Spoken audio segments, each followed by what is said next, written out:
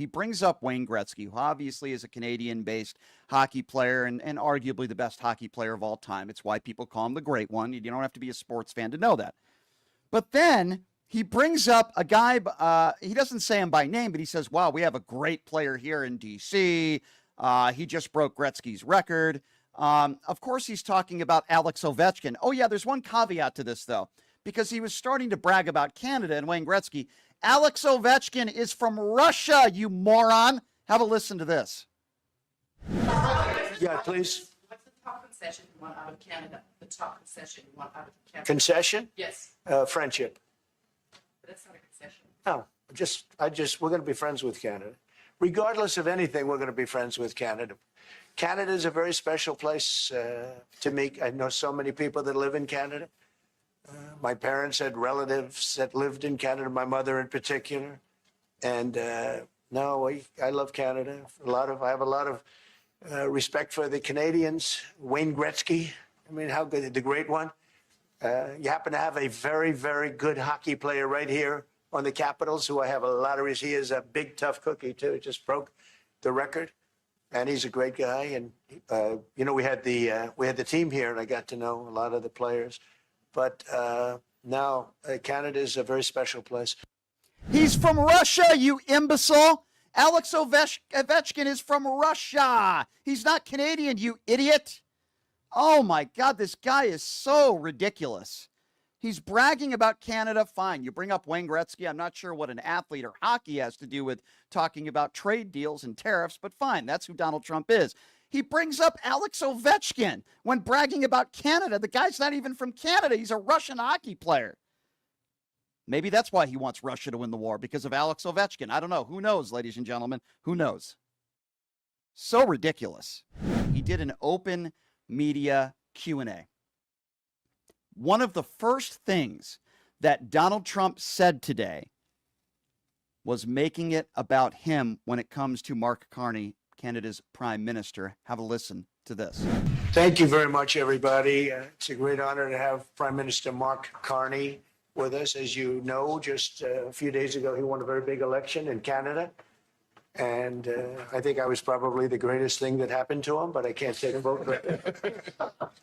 His party was losing by a lot, and he ended up winning. So I really want to congratulate him. It was probably one of the greatest comebacks in the history of politics. Maybe even greater than mine. There you go. Vintage Donald Trump making everything about himself. Mark Carney is a very accomplished and very educated and well-respected man around the world. And let me be very clear, that has absolutely nothing to do with Donald Trump. So once again, Donald Trump making it about himself. Now, this was the moment where Donald Trump was asked about making Canada the 51st state. Now, listen, I have never believed that this would ever happen. Carney would never allow it to happen. The good people of Canada would never allow it to happen. And it's another crazy idea, for lack of a better term, that Donald Trump had. But listen to Donald Trump double down on it. It's insane. Have a listen to this. Mr. President, Mr. Prime Minister, I'd like to get your response to this too. Mr. President, you have said that Canada should become the 51st state. Yeah. No. Well, I still believe that, but it takes two to tango, right? But no, I do. I mean, I believe it would be a massive tax cut for the Canadian citizens. You get free military, you get tremendous medical cares and other things. There would be a lot of advantages, but it would be a massive tax cut. And it's also a beautiful, as a real estate developer, I'm a real estate developer at heart. When you get rid of that artificially drawn line, somebody drew that line many years ago with like a ruler, just a straight line right across the top of the country. When you look at that beautiful formation when it's together, I'm a very artistic person, but when I looked at that beauty, I said, that's the way it was meant to be. But, I do feel it's much better for Canada, but we're not going to be discussing that unless somebody wants to discuss it. I think that there are tremendous benefits to the Canadian citizens, tremendously lower taxes, free military, which honestly we give you essentially anyway, because we're protecting Canada if you ever had a problem. But I think it would really be a wonderful marriage because it's two places that get along very well. They like each other a lot. Absolutely and positively ridiculous. Insane. Now, Carney, being the leader that he is, in a respectful way, basically tells Donald Trump, no, sir, Canada will not be the 51st state. Just they get along very well. They like each other a lot. Well, if I may, as you know from real estate, there are some places that are never for sale. That's true. We're sitting in one right now, Buckingham Palace that you visited as well. That's true. And having met with the owners of Canada over the course of the campaign last several months, it's not for sale, won't be for sale ever. But the opportunity is in the partnership and what we can build together. We have done that in the past. And part of that, as the president just said, is with respect to our own security. And my government is committed for a step change in our investment in Canadian security and our partnership. And I'll say this as well, that the president has revitalized international security, revitalized NATO, and us playing our full weight in NATO, and that will be part of it. That's true. And they have, I must say, Canada is stepping up the military participation because Mark knew, they were low and now they're stepping it up. And that's a very important thing. But never say never. Never say never. Never say never. Never say never. No, Carney just said never. He literally just said verbatim, it will never be for sale. What does Donald Trump say? The great listener, never say never. And then a reporter asked, what if Canada doesn't want to be the 51st state? Would you respect that, Mr. President? Because that's basically what the Prime Minister just said. Here's the exchange there. First state, Yeah. if Canadians don't want it, would you respect that? Sure, I would.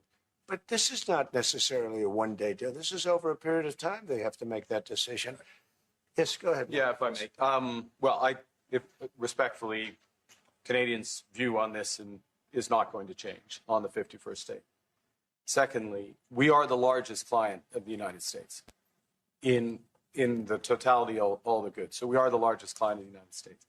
We have a tremendous auto sector between the two of us, and the changes that made have been helpful. 50% of a car that comes from Canada is American. That's not like anywhere else in the world. And to your question about is there one thing? No, this is a bigger discussion. There are much bigger forces involved. And this will take some time and some discussions. And that's why we're here, to have those discussions. And that is represented by who's sitting around the table. See the conflict here. Yeah. No, the conflict is your idiocy. So basically, again, that's Mark Carney pushing back, saying, no, this is the way Canadians feel. We're never going to be the 51st state. We need to move on and talk about other things, or, lack of a better term, a bigger discussion. And Trump just can't let it go. And then the art of the deal, right? All MAGA supporters, or many of them, want to talk about the art of the deal. Well, it was the Trump administration, including Donald Trump and Navarro and many others after these tariffs, that said, quote, 90 deals in 90 days. As you just heard from Ron Filipkowski, we are now on day 25, and there literally hasn't been one deal, not one deal put in place. So now Donald Trump is backpedaling, as he normally does. And now he's saying, I wish you'd stop asking me this question, because one day we'll just give you 100 deals. Let me remind all of you again, day 25, not one deal. We heard 90 deals in 90 days. And now when Donald Trump has to eat his own words, he gets angry with the reporter for asking what is a very good question. Have a listen to this. Just to finish, we also have a situation, because everyone says, when are you going to sign deals? We don't have to sign deals. We could sign 25 deals right now, Howard, if we wanted. We don't have to sign deals. They have to sign deals with us. They want a piece of our market. We don't want a piece of their market. We don't care. Yeah, 2 weeks. Then he's continued to be pressed on this, and that's when he gets angry at a member of the press for asking, how many deals do you plan on signing? Simple. It's very simple. So I wish they'd keep, stop asking, how many deals are you signing this week? Because one day we'll come and we'll give you 100 deals. And they don't have to sign. All they have to do is say, oh, we'll start sending our ships right now to pick up whatever we want, or to bring whatever we want. Really? Who's given in? Who's done that, Mr. President? You've been in office several months now. It's day 25. 0 deals have been put in place. Last I checked, President Xi doesn't even want to pick up the phone and talk to you. It'll happen in 2 weeks, right? Just like the healthcare plan to replace Obamacare was going to happen in a week. Then it was in 2 weeks. Then in a couple months. And then by year 4, he didn't have a replacement plan. And then he's on a debate stage with Kamala Harris and says he has concepts of a plan. He'll have concepts of a deal when he leaves office. And then the man who they like to call the art of the deal, right? Donald Trump, the deal man, right? Well, is there anything that Canada can say that could end these tariffs? Listen to Donald Trump's answer. This is the man who, again, the art of the deal. Listen to this. In Canada, is there anything he can say to you in the course of your meetings with him today that could get you to lift tariffs on Canada? No, Why not? just the way it is. Just the way it is. That's the art of the deal right there, ladies and gentlemen. The wonderful negotiator who hasn't made one deal in 25 days. We were told 90 deals in 90 days. Yes, the art of the deal. He's doing a wonderful job. This was towards the end of the press conference today, where you can, again, I'm not like a professional when it comes to body language, but I think you don't have to be one to look at Carney's body language and look at how him squirming in his chair when Donald Trump said, we don't do much business with Canada. Listen to this. During the campaign, Prime Minister Carney talked about the American betrayal. How do you react if Canada decided not to shop in the American store as much as before and decided to partner with other countries? Well, we don't do much business with Canada from our standpoint. They do a lot of business with us. We're at like 4%. And usually those things don't last very long. You know, we have great things, great product. The kind of product we sell, nobody else can sell, including military. Look, we make the best military equipment in the world, and Canada buys our military equipment, which we appreciate. But we make the best military equipment in the world by far. The missiles, the submarines, everything. Everything we have is really top notch. I rebuilt our military during our last term. Stupidly, we gave some away to Afghanistan, which should. Yeah. That's exactly the way it went down. 100% not true. We do a lot of deals with Canada. We do a lot of business with Canada. Donald Trump has absolutely no idea what he's talking about, and I can't imagine these meetings behind closed doors went very well. So while all this stuff is going on, and again, our economy is in shambles by most standards of people that are not MAGA deplorables. A lot of people across the country are struggling. They're losing their jobs. They're losing their livelihoods. A lot of small businesses have been forced to shut down. A lot of government workers have lost their jobs as well. Doge has obviously not worked out. First it was $2 billion, then it was $1 billion, then it was $140 billion, and then we can't find where, when I say we, I mean they can't prove that they saved $140 billion to the American taxpayer when we are $7-8 trillion in debt, even more.